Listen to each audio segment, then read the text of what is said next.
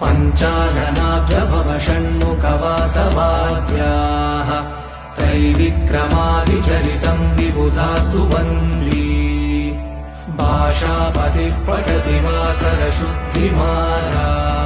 शेषाद्रिशेखर विभो तव सुप्रभातम्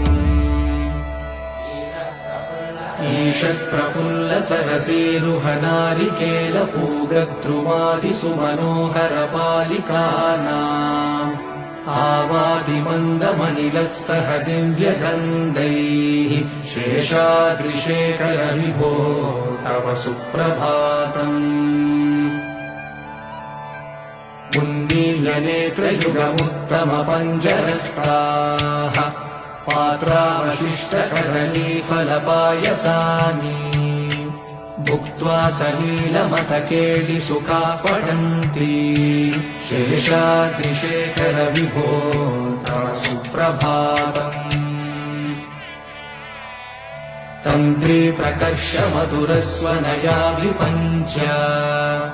गायत्यनन्तचरितम् तव नारदोऽपि भाषा समग्रमसकृत्करसाररम्यम् शेषाद्रिशेखर विभो तव सुप्रभातम्।